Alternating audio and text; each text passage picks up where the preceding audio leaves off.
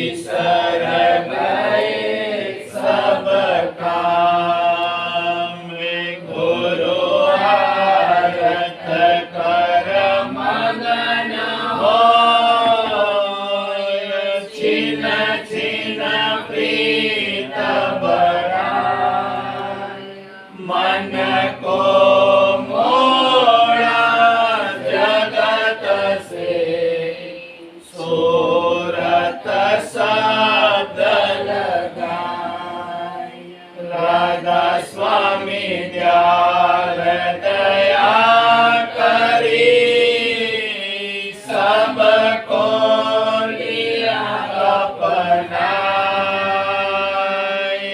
शब्द जहाज चढ़ाय कर दीना पार लगाय, भोजल गहीर गंभीर है, खेवट सतगुरु पूरे, राधा स्वामी चरणन ध्यान धर, पहुँचे निज घर सुख, बार बार विनती करूं, बंदगी करो अनंत, छिन छिन जाऊं बलिहारिया, राधा स्वामी पूरे संत, बार बार विनती करो, बंदगी करो अनंत, छिन छिन जाओ बलिहारिया, राधा स्वामी प्यारे संत, परम पुरुष पूरन धनी, राधा स्वामी नाम, तिनके चरण पदम पर कोटि कोटि प्रणाम।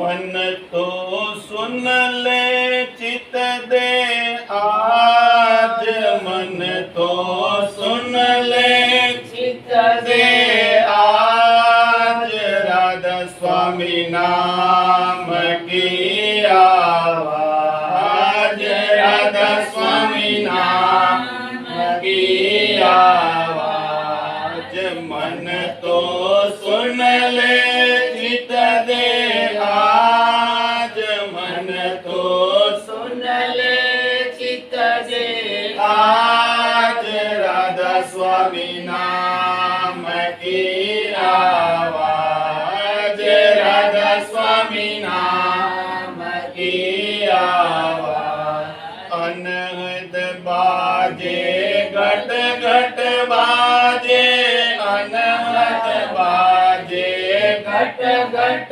बाजे, अनुरागी सुन सुन आराधे, अनुरागी सुन सुन आराधे, प्रेम भक्ति का लेकर साज, प्रेम भक्ति का लेकर साज, राधा स्वामी नाम की आवाज, राधा स्वामी नाम की आवाज, तीन लोक में अनहद राजे, तीन लोक में अनहद राजे, सतलोक सत शब्द विराजे, सतलोक सत शब्द विराजे, तिस पर राधा स्वामी नाम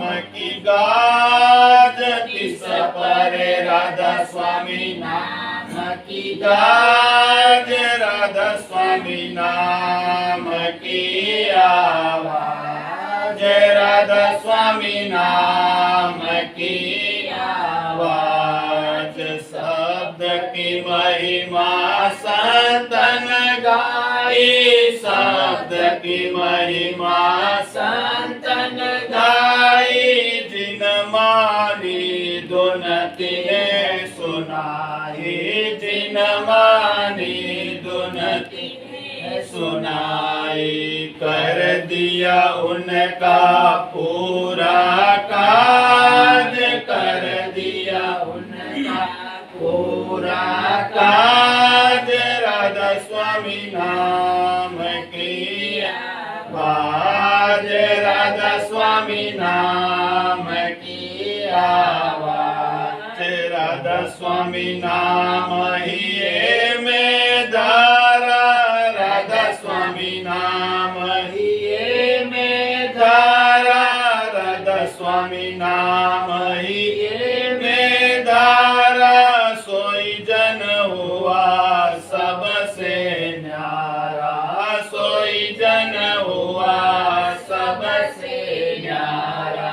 त्याग दई कुल जग की लाज, त्याग दई कुल जग की लाज, राधा स्वामी नाम की आवाज, राधा स्वामी नाम की आवाज। राधा स्वामी नाम प्रीत जिन धारी, राधा स्वामी नाम प्रीत जिन धारी, राधा स्वामी नाम प्रीत जिन धारी, राधा स्वामी तिसको लिया सुधारी, राधा स्वामी तिसको लिया सुधारी, राधा स्वामी तिसको लिया सुधारी। दान दिया वही भक्ति दाज, दान दिया वही भक्ति दाज, राधा स्वामी नाम की आवाज, राधा स्वामी नाम की आवाज। राधा स्वामी नाम है अपर अपारा, राधा स्वामी नाम है अपर अपारा, राधा स्वामी नाम है अपर अपारा, राधा स्वामी नाम है सार का सारा, राधा स्वामी नाम है सार का सारा। जो सुने सोई करे घट में राज, जो सुने सोई करे घट में राज, राधा स्वामी नाम की आवाज, राधा स्वामी नाम की आवाज। मन तो सुन ले चित दे आज, मन तो सुन ले चित दे आज, मन तो सुन ले चित दे आज, राधा स्वामी नाम की आवाज, राधा स्वामी नाम की आवाज।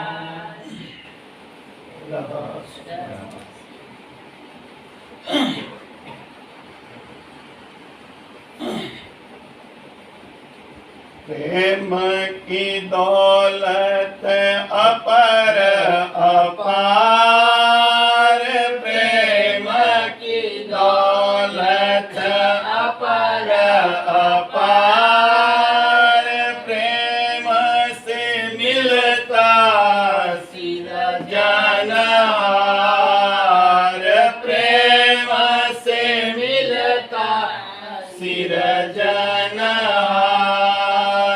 प्रेम की दौलत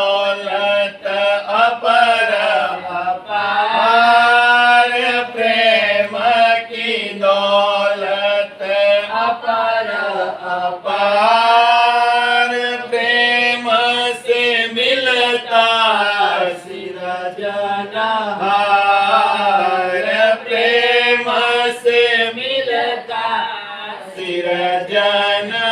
सृजनहार प्रेम बिना सब झूठा ध्यान प्रेम बिना सब झूठा ध्यान प्रेम बिना सब थोथा ज्ञान प्रेम बिना सब थोथा ज्ञान प्रेम बिना सब वाणी रीति प्रेम बिना सब वाणी रीति प्रेम से काल कर्म को जीती प्रेम से काल कर्म को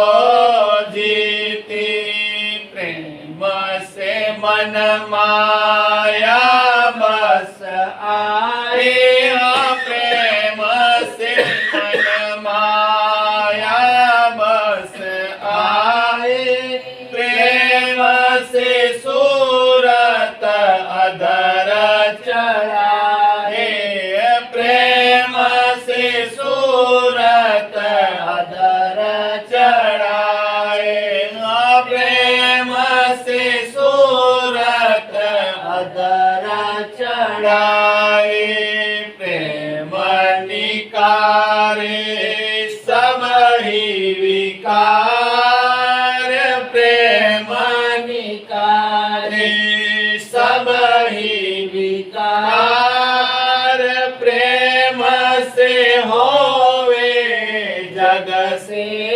न्यार प्रेम से होवे जग से न्यार प्रेम से दिखे घट में नूर प्रेम से दिखे घट में नूर प्रेम से दिखे घट में नूर प्रेम रहा घट घट भरपूर प्रेम रहा घट घट भरपूर प्रेम की महिमा सबसे भारी प्रेम की महिमा सबसे भारी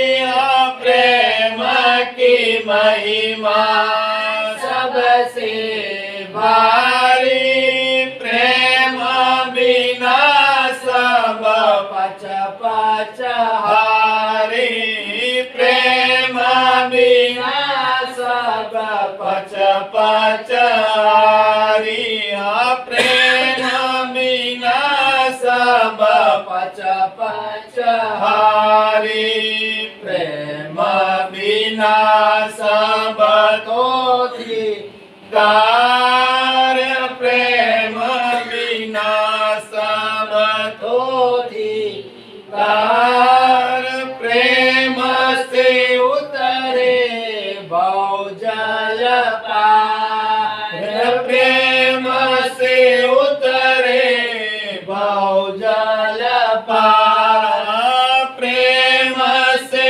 उतरे बहुजल पार प्रेम की बख्शिश दे राधा स्वामी प्रेम की बख्शिश दे राधा स्वामी प्रेम की बख्शिश दे राधा स्वामी प्रेम की बख्शिश दे राधा स्वामी प्रेम की बख्शिश दे राधा स्वामी प्रेम की दौलत अपर अपार प्रेम की दौलत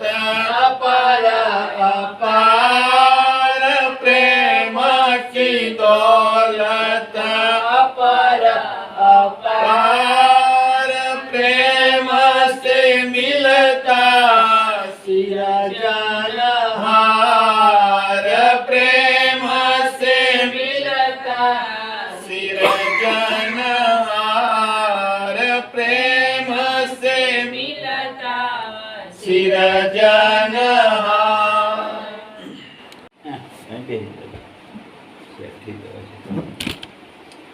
वजन ही नहीं आता प्रेम को।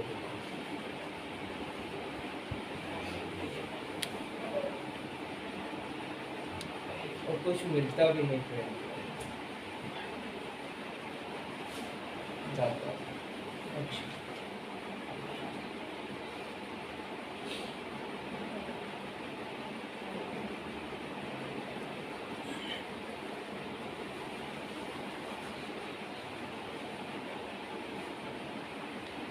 प्रेम और मोह में बड़ा फर्क है। संसार में हम अपने मोह को प्रेम समझ बैठते हैं। प्रेम बड़ा खालिस, शुद्ध, उसमें किसी भी तरह की कोई कामना लालसा जुड़ी नहीं। वो तो बस होता है और हो जाता है। एक लगन है, एक लाग है जो कभी छूट नहीं सकती, क्योंकि प्रेम मालिक का स्वरूप है। जिसे वो सच्चे प्रेम की दात मिल गई वो इस जग से न्यारा हो जाता है और मालिक का प्यारा हो जाता है। पर वो प्रेम खालिस, बिना किसी कामना और लालसा। जगत का प्रेम सब झूठा मतलब है।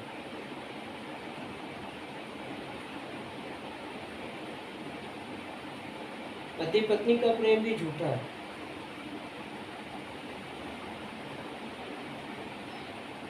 वो बिरले हैं जिनका प्रेम सच्चा है। पति उम्मीद करता है पत्नी से घर संभालेगी, जिम्मेदारी उठाएगी, काम करेगी, ना करे, कह दे एक दिन नहीं करना कुछ, क्या तभी वो प्रेम कायम रहेगा? उसी वक्त पुरुष का अहंकार जाग जाएगा। इसीलिए शादी करेगी तो उनसे नखरे उठाने की, पता नहीं कितनी बातें सुनो।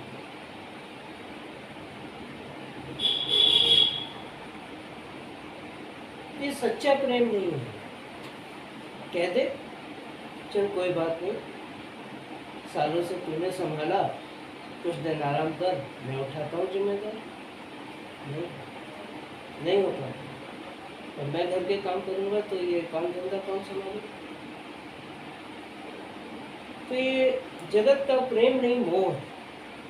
पत्नी सेवा करती है तो उसका मोह है। पति कमा के लाता है तो उसका मोह है। काम धंधा छूट जाए, बीमारी हो जाए, वो कोई बिरली ही होगी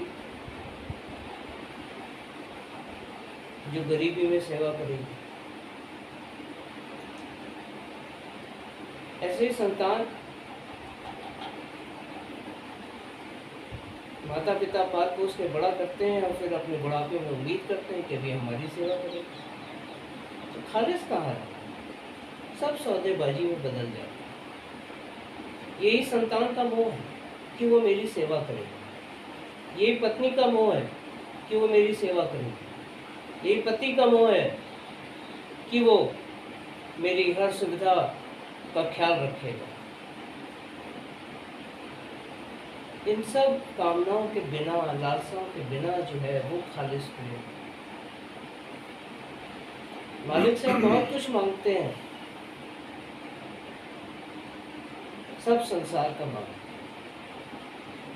घर, नौकरी, शादी ब्याह, मकान, काम धंधा, सब मांग लेते हैं मालिक से।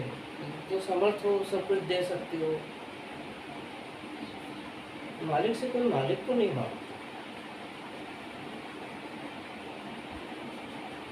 मालिक से मालिक को मांग लो, सब अपने आप मिल जाएगा। हम मांगेंगे तो क्या कुछ, और मालिक जब देगा तो देगा क्या, सब कुछ। हम तो कुछ ही मांग सकते हैं, आज ये जरूरत है मालिक ये पूरा कर दो, तो दूसरी जरूरत है मालिक ये पूरा कर दो। हम तो कुछ मांग सकते हैं, और जिसे मालिक मिल गया तो उसे सब कुछ मिल गया। और हमारी लालसाएं, कामनाएं बड़ी छोटी छोटी होती हैं।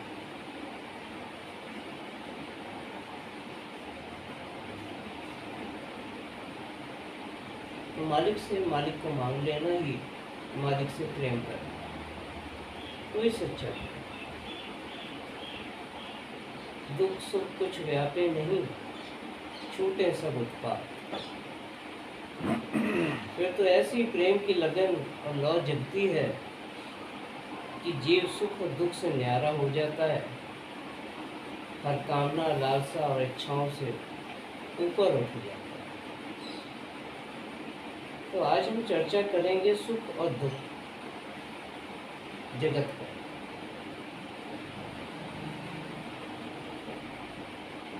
तो सुख और दुख,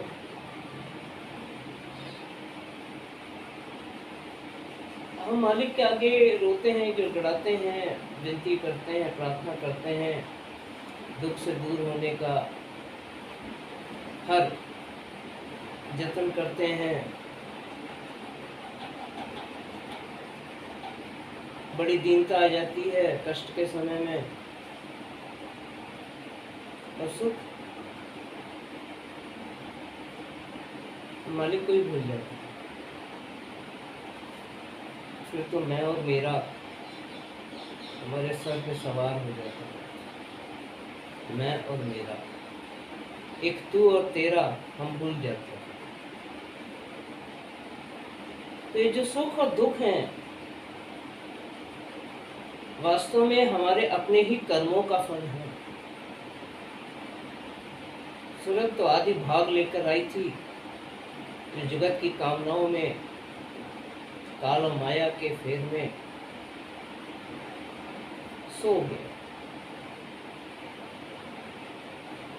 सूरत तो आदि भाग लेकर आई थी चैतन्य का, और सब खर्च कर दिया, और सूरत अंग सो गया। इसलिए हम सुख और दुख ये जीवन के हमारे अंग बन गए, और हम कभी सुखी और कभी दुखी रहने लगे। न सुख स्थायी न दुख, दुख की घड़ी आती है एक दिन दूर हो जाती है, सुख का तो पता ही नहीं चलता कब निकल गया। तो सुख दुख से न्यारा वही मालिक का प्यार है। तो सुख और दुख को समझना जरूरी है, तभी हम उससे न्यारे हो सकते हैं, और भोगते रहे तो फंसे रहे।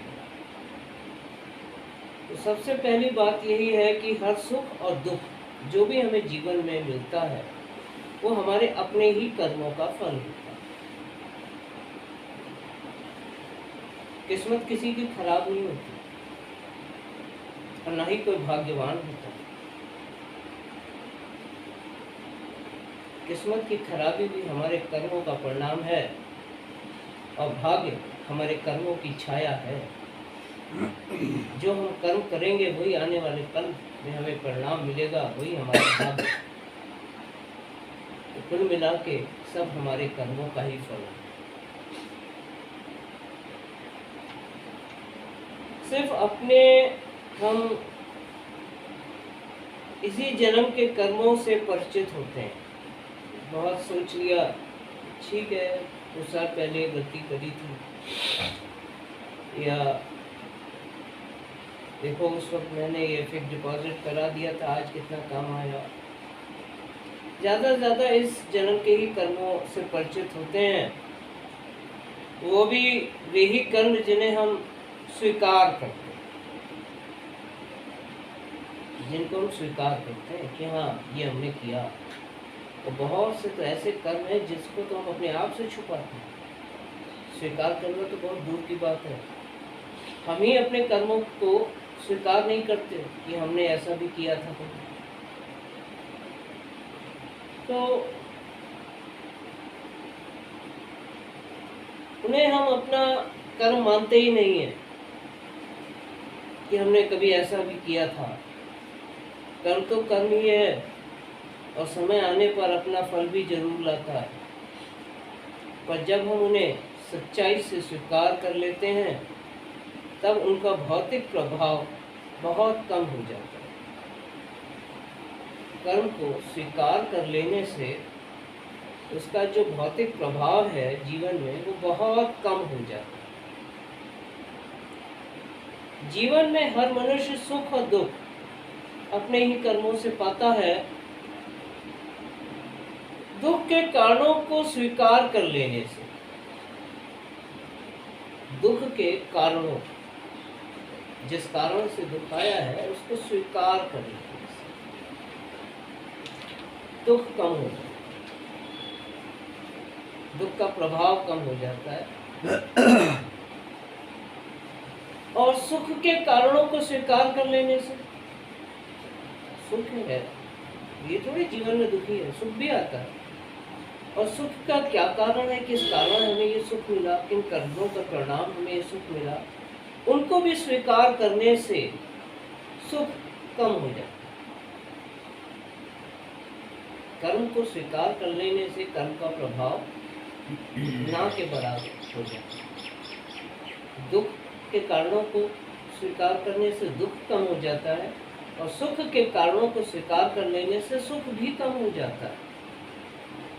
यानी हम वास्तविक स्थिति में बने रहते हैं, स्थिर बने रहते हैं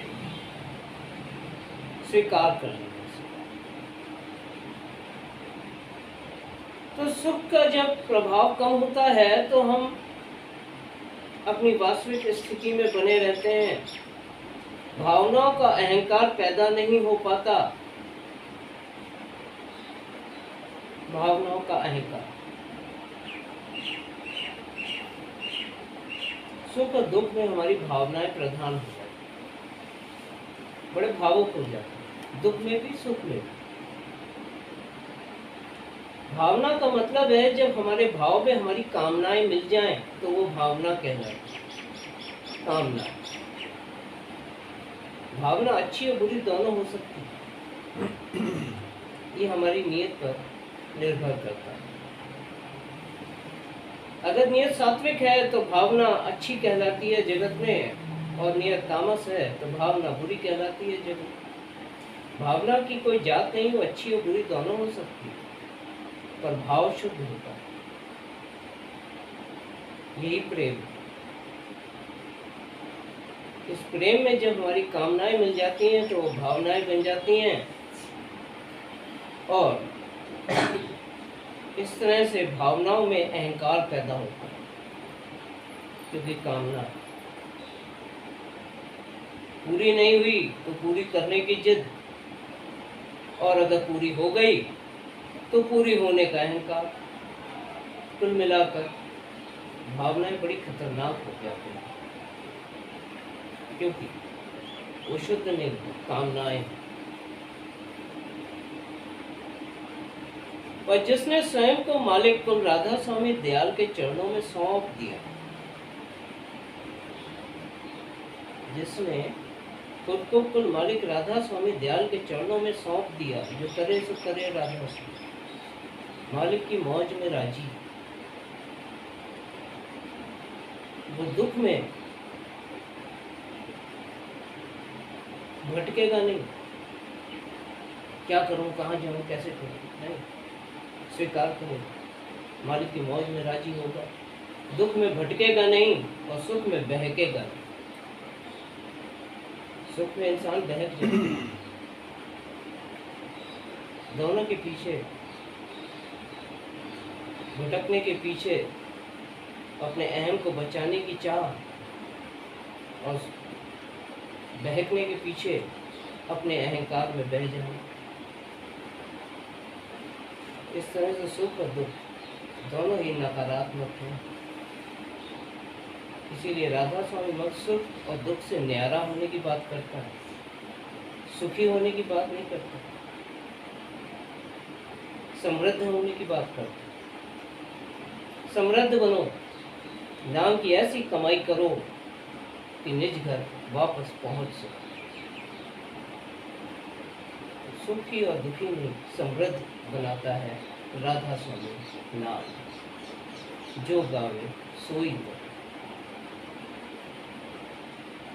तो जिसने स्वयं को मालिक तो राधा स्वामी दयाल के चरणों में सौंप दिया है, वो संसार के हर सुख और दुख से न्यारा हो जाता है।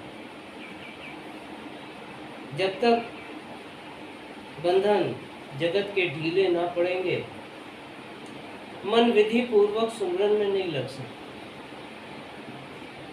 नाम की कमाई नहीं कर सकता, नाम में लग नहीं सकता, सच्चे नाम से परिचित नहीं हो सकता, विधि पूर्वक सुमरन में नहीं लग सकता, और ना ही मुकाम आला, इस देह में रहते हुए मुकाम आला यानी सबसे ऊंचा मुकाम, तीसरा तीर्थ, यही द्वार है इस पिंड से न्यारा होने का, विधेय हो जाने का, जीते जी मरने का, बाहोश इस देह से न्यारा हो जाने का।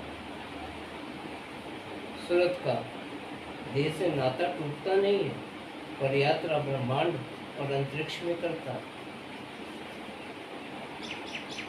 सो यही वो द्वार है, तीसरा तीर्थ।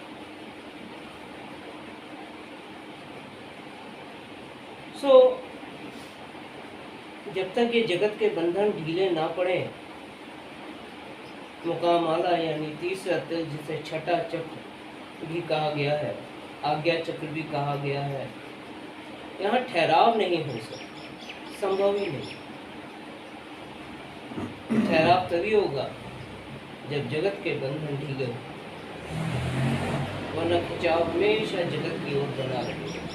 और तीसरे तीर्थ पे अगर पहुंच भी बन गई तो ठहर नहीं सकती, जो कि जगत से न्यारा होने का कुदरती द्वार है।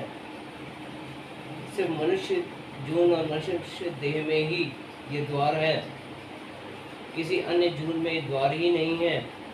किसी उद्धार का अवसर मनुष्य जन्म है, ये जन्म अगर गंवा दिया, इस द्वार तक ना पहुँचे, इस द्वार ना खुला, तो इसी 84 और जन्म मरण से कभी छूट नहीं सकता। तो मनुष्य का जन्म एक अवसर है इस सुख और दुख, जन्म और मरण से न्यारा होना। वास्तविक जीवन जगत में नहीं, वास्तविक जीवन जिसे हम सत्य मानकर बैठे हैं, मैं और मेरा जीवन। जगत की बात ना करें, अपनी ही बात करें तो मैं और मेरा जीवन, ये वास्तविक जीवन नहीं है। वास्तविक जीवन तो अंतर में है। जगत में तो मात्र जीव के आंतरिक जीवन की परछाई या छाया ही है। वास्तविक जीवन तो अंतर में है, और उस आंतरिक जीवन की जो छाया या परछाई है, वही इस जगत में कायम है, जिसको हम आयु कहते हैं।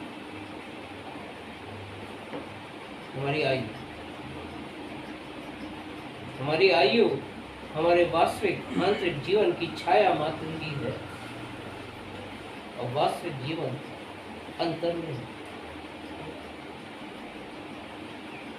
कुछ समय के लिए ये इस जगत में ठहराव ही है हमारा,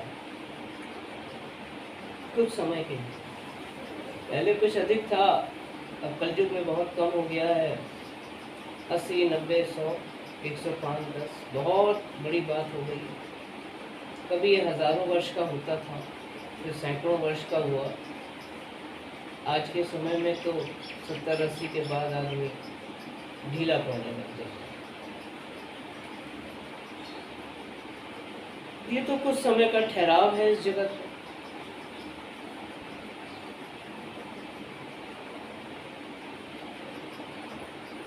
जिसे जीव की आयु कहा गया है, और यही जगत के हर सुख दुख का कारण भी है। आयु आयु ना हो तो कैसा सुख और दुख। जगत में अगर आयु ना मिले तो न जीवन के दुख न सुख। यानी इस जगत में अगर जन्म ना मिले तो न सुख न दुख, तो क्या होगा?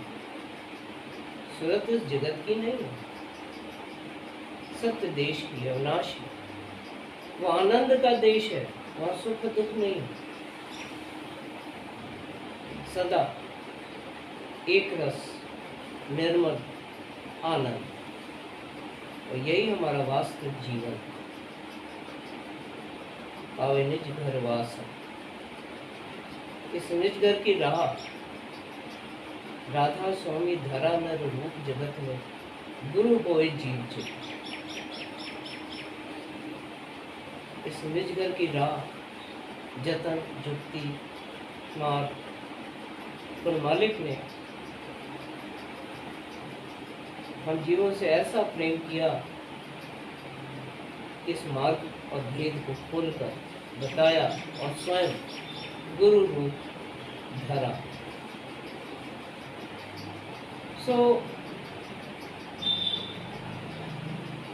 हमें न सुख चाहिए न दुख, हमें वो निर्मल आनंद चाहिए जो हमारा अपना। सुख भी आता और जाता है, दुख भी आता और जाता है, पर जब इस सुख दुख के जगत से न्यारे होकर हम निज घर की राह पर बढ़ते हैं तो जो आनंद है वही हमारे देश का वातावरण है, जो हमारा निज घर है। ये तो पराया देश है,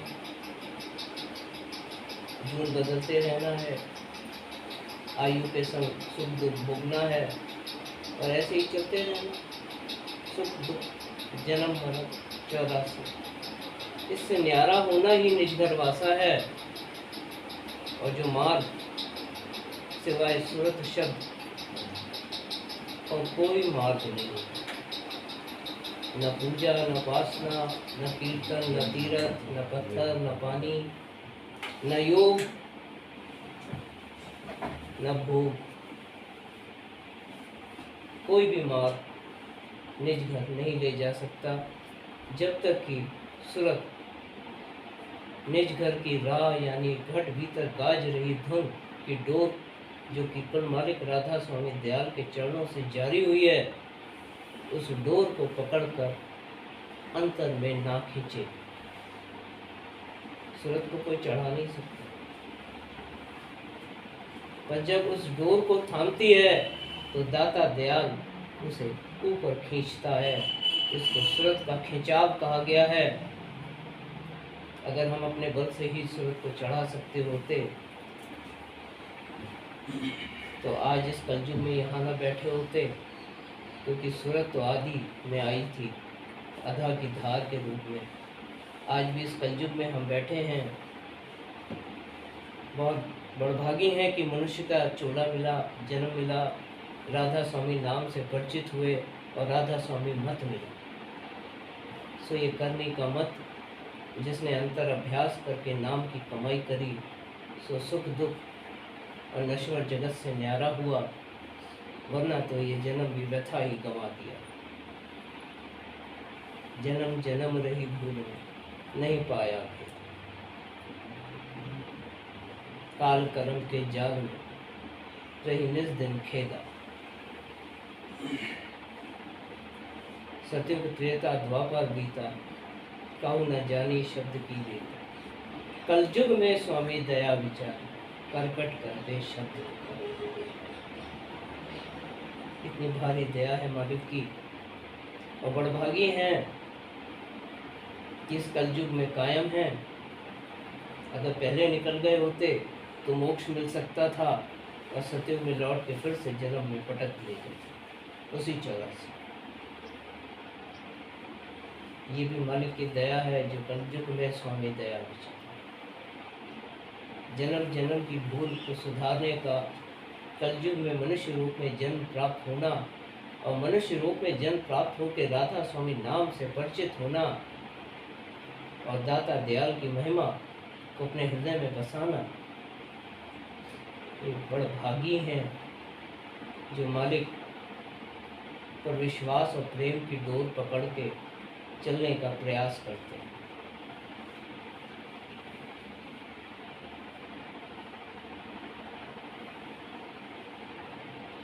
तो जब जीव अंतर में मालिक के सम्मुख होता है तब जगत का कोई सुख दुख नहीं व्यापता, आनंद में होता,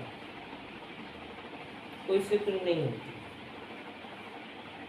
क्योंकि सब वो अमीर रस का आहार करता है। यही आनंद है जिसमें वो लीन हो जाता है और ऐसा रस है कि जो छोड़ना नहीं चाहता। जगत का दुख कारणों को स्वीकार करने से दूर होता है और अंतर की बेकली व तड़प स्वयं की वास्तविक स्थिति को स्वीकार करने से दूर होती है। जगत का जो भी दुख है तो अपने ही कर्मों का परिणाम, स्वीकार कर लो, हाँ मुझसे ये गलती हुई, तो दुख कम हो जाता है। जब तक हम दोष दूसरों को उठाए देते हैं तब तक 3 उंगलियां हमारी तरफ ही होती हैं जिन्हें हम देख नहीं पाते और उंगली दूसरों पर उठाते रहते हैं। तब तक हमारा दुख कभी दूर नहीं होगा, हमेशा बढ़ेगा। और जिस क्षण हमने स्वीकार कर ली अपनी गलती, उसी क्षण दुख सहने की, बर्दाश्त करने की ताकत दाता दयाल बख्श देता है। तो स्वीकार तो करो, स्वीकार ही तो नहीं कर पाते, हमेशा कारण दूसरों को बताते हैं और दुख उठाते हैं। अंतर की जो बेकली तड़प, मालिक से मिलने की चाह बेचैन किए रहती है, वो स्वयं की वास्तविक स्थिति को स्वीकार करने से ये बेकली भी दूर हो जाती है। स्वयं की वास्तविक स्थिति यानी स्वयं को स्वीकार करना, स्वयं को स्वीकार करना, यही स्वयं की वास्तविक स्थिति को स्वीकार करना है। तो मैं कौन? स्वयं का मतलब होता है स्वमय। स्व है मालिक, मैं यानी उसमें लीन हो जाना। तो जब हम अंतर में मालिक की याद में लीन हो जाते हैं तो हमारे अंदर की हर बेकली, बेचैनी, तड़प, खोज सब समाप्त हो जाती है और आनंद, आनंद और सिर्फ आनंद, यही मालिक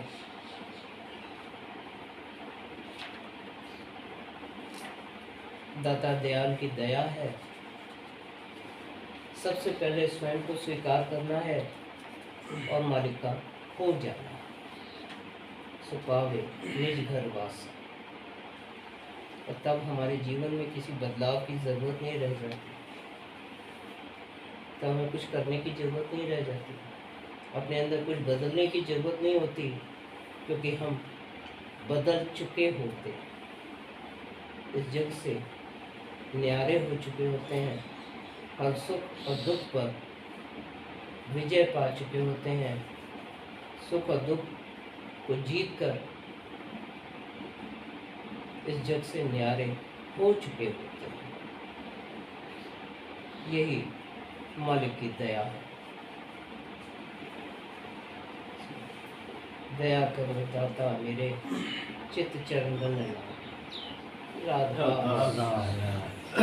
करो बिनती जोड़ी, अर्ज सुनो राधा स्वामी मोरी, सत पुरुष तो सत गुरु दाता, सब जीवन के पितु और माता, दयाधार अपना कर लीजिए, काल जाल से न्यारा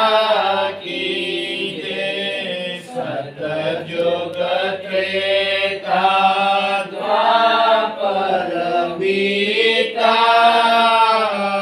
कौन जानी शब्द की रीता कल युग में स्वामी दया विचारी प्रगट करके शब्द पुकारी जीव काज स्वामी जग में आए भवसागर से पार लगाए तीन छोड़ चौथा पद दीना सतनाम सतगुरु कत चीना जगमग ज्योत होत उजियारा गगन सोत पर चंद्र निहारा शेर सिंहासन छत्र विराजे अनहद शब्द गे वधुन गाजे अक्षरणी अक्षर पारा विनती करे जहाँ दास तुम्हारा लोक लोक पाव सुख दामा चरण शरण दीजे विश्रामा कय लोक पाव सुख दामा चरण शरण दीजे विश्रामा करो विनती दो कर जोड़ी स्वामी दो कर जोड़ी अर्ज सुनो राधा स्वामी मोरी करो विनती बार जोड़ कर सविनय करो पुकार साध संग मोहि देव हित परम गुरु दातार कृपा सिंधु समरथ पुरुष आदि अनादि अपार राधा स्वामी परम पितु मैं तुम सदा आधार बार बार बल जाऊं तन मन वारो चरण पर क्या मुख ले में गाऊं मेहर करी जस कृपा कर धन्य धन्य गुरुदेव दया सिंधु पूरन धनी नीत करो तुम सेवा अचल भक्ति मोहि देव प्रभु दीनय दीननाथ हाथ गहा तुम आन कर खबर राखो नित साथ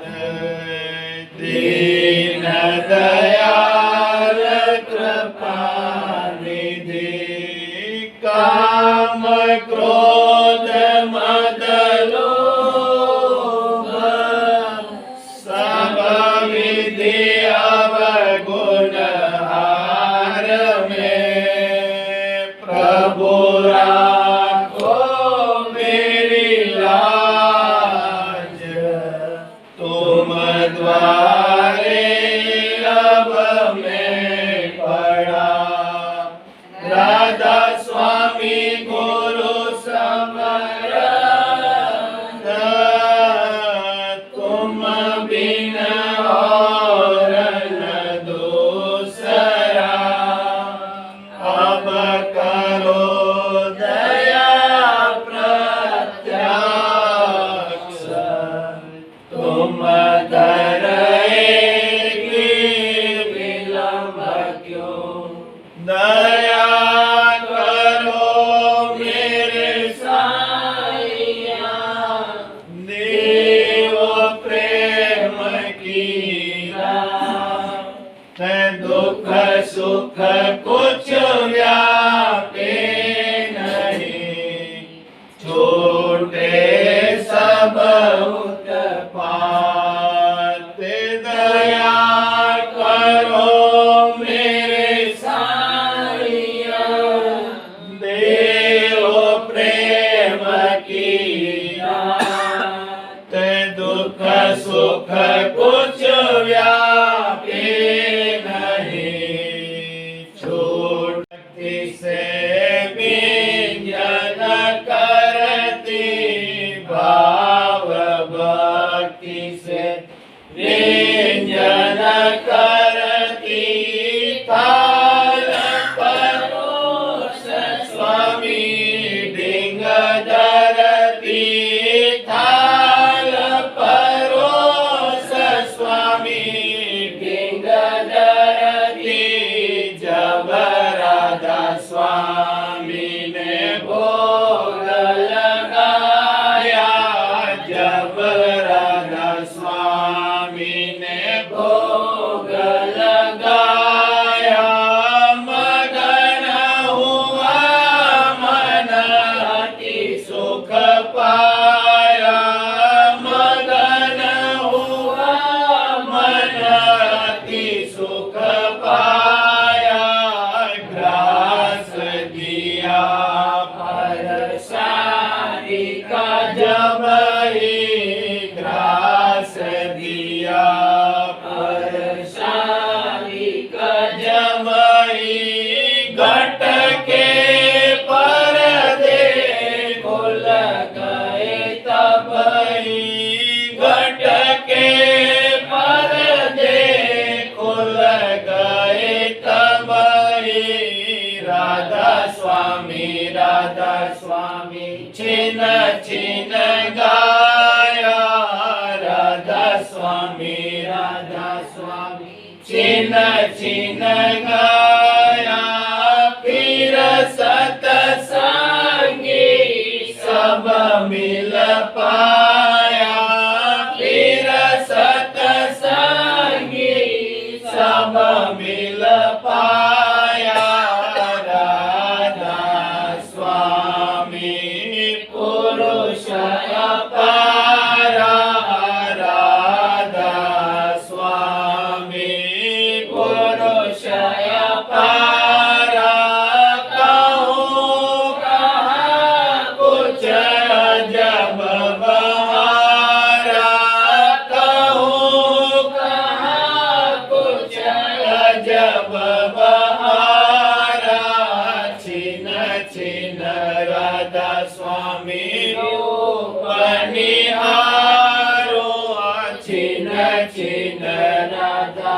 स्वामी रूप निहारो पल पल राधा स्वामी हृदय दारो पल पल राधा स्वामी हृदय दारो धन धन धन धन क्या कहो महिमा धन धन धन धन क्या कहो महिमा